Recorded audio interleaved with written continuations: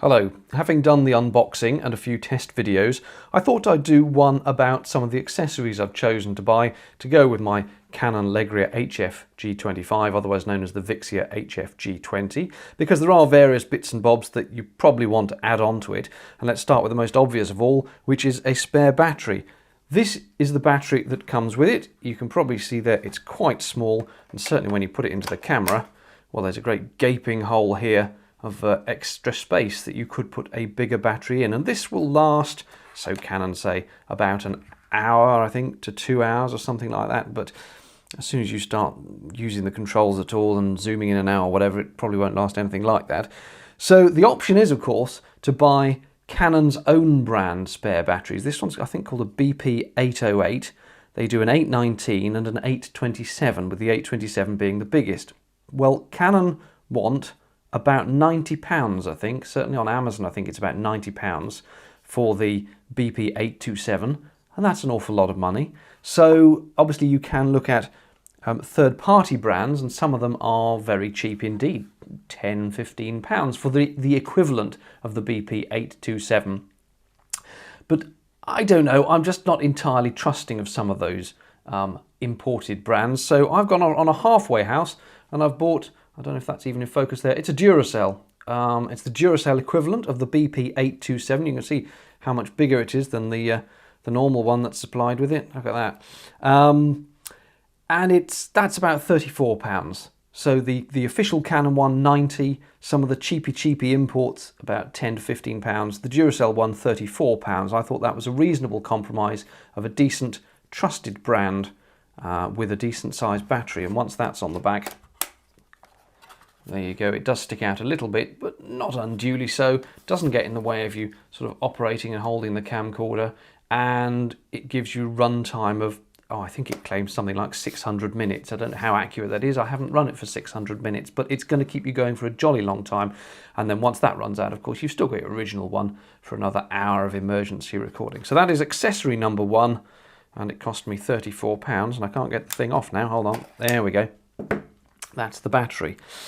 Now, the other thing I moaned about in the unboxing was that the power supply that Canon provide with the camera is purely that, a power supply, so that you can plug it into the DC in jack on the camera here, either to run the camera off the mains or to charge the battery on the camera. What you can't do is charge the battery on the supplied power supply. And I thought that was a bit mean, especially when you can get a third-party charger for about 10 quid. This is a dot photo battery charger. It feels pretty lightweight, to be honest, but it does the job. It will take all the different sizes of battery. They just clip in there, and there's the mains plug to go into the mains. It's got a little light that lights up, say it's charging or it's finished charging, and it's charged both the original Canon and the Duracell battery quite happily. No problem at all. As I say, only cost me, I think it was less than £10 actually. And this plug can be changed. It comes with, for your £10, additional adapters for, you know, going overseas and so on. So that was definitely well worth the investment. Now I can charge one battery off the camera while I'm using another one on the camera. Oh, and it came with this as well, which is a sort of car cigarette lighter supply as well, so you can charge the batteries while you're on the move. Definitely a worthwhile purchase, I think. Just pop that out of the way.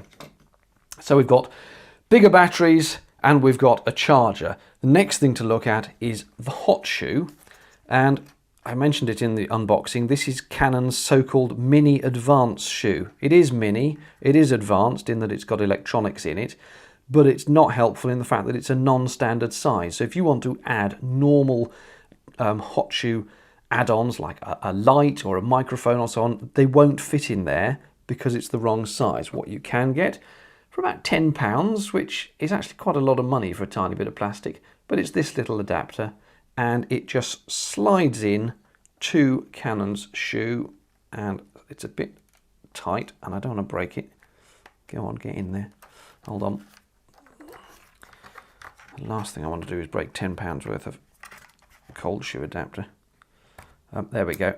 And with a little click, there's a little handle there that just clicks down. Again, I'm not sure how visible that is. Let's bring that up there. Do a cutaway later. there's a tiny little lever that just clips down there that locks it into place. And the point is that once you've got that on, it's a standard sized cold shoe, and you can now plug in microphones, lights, whatever would normally go on a cold shoe attachment. So again, that's worth having, unless you're happy to just invest in all Canon's proprietary accessories for their mini advanced shoe. Well, I'm not, so I bought the little adapter. Speaking of accessories to go on that, a light, a very obvious thing that you might want to buy, because good in low light though this camera is, there are situations where it'll just be very dark indeed and you need to throw on some extra light. This is an incredibly cheap and cheerful Yongnuo, never heard of them, but anyway, it's a very simple light run with 4 AA cells. If I just pop the back open, there we go, 4 AA cells. It's got 64 LEDs here behind a little diffuser screen. It's so simple, it hasn't even got any filters or anything like that. There's an on-off button to switch it on. There's a low-high button that turns off one of the rows of LEDs, which doesn't make an awful lot of difference, to be honest. But as a tiny little light to just have with you on the back of the camera to throw on a little bit of extra light when you need it, I think it works reasonably well. You know, you're not going to be lighting any Hollywood movies with it, but let's just show you. There we go. Gives it a bit of extra brightness, and that's off and that's on. And I will turn it around and point it at the camera just so you get an idea. It is pretty bright. There you go. It's enough to light you if you're doing a piece to camera or something that's only a few feet in front of the camera. You can't go very far with it, but it's also very light and portable, and just something to have in your kit bag. I think that's definitely worth having. The final accessory, and in fact I'm going to come onto this final accessory in a completely different video, is an external microphone. Not one of the top-mounted shotgun mics. I haven't invested in one of those yet, because I think for most purposes ambient sound, just room noise or outside noise or whatever, can be captured quite well by these. If I want to sit down and interview someone, I would rather put a little tie-clip lavalier microphone on them. So that is what I invested in. And this is incredibly cheap and cheerful, actually. £20 this cost. I think it's $17 in the US, which once again means we're being ripped off here in the UK, because $17 is about £13. But 20 quid for an Audio-Technica ATR 3350. It's, as you can see, a little tie-clip microphone. Comes with a little power cell, and it's powered by one of these LR44 watch batteries. Now, when I bought this, the specification said it was powered by CR2 batteries. It's not. It's powered by these little LR44s, just one of them. You sort of unscrew this container, put one of the watch batteries in, and there's an on-off switch here. There's no visible indication of whether it is on or off, so you have to remember. But with that, you can plug the microphone into the mic socket. There's loads of cable here. It can go for miles. I wouldn't necessarily recommend that, but you can. And you can plug that onto your interviewee and record their sound directly into the camcorder rather than relying on the built-in mics. But as I say, I think the built-in mics will be fine for just when you're recording ambient sound. And that pretty much is the end of the accessories I've bought so far. So I've got my microphone so I can do interviews with people if I want. I bought a whole stack of these for about £3, which was a bargain. Little top light if I just need to add a little light onto whatever I'm filming. Charger with various accessories for different locations around the world, and a much bigger battery. And the total cost of the accessories, I think it was about £105, which compared to the cost of the camera at just under 800, I think is good. Oh, no, wait, what am I talking about? There's one more accessory, which is, of course, my bag. Now, I'm going to have to zoom out the camera a bit for this. Hold on. There we go. This is a Kata bag. It's one of their smaller ones, but it's perfectly suited to this camcorder. You open it up, obviously, and there is the divisions inside, which you can move these around. They're all Velcro, as you would normally expect. So the camera with, let's put the little battery on it, goes quite nicely in there. The charger goes down the end here with the spare battery in there as well. The light fits quite neatly in there. the microphone. I'm going to get a little case for this microphone, but at the moment it's loose. Goes in there. I've got in here in the top pocket the USB cable to get stuff off the camera. I've also got, like I said, a load of those little LR44 batteries for the microphone.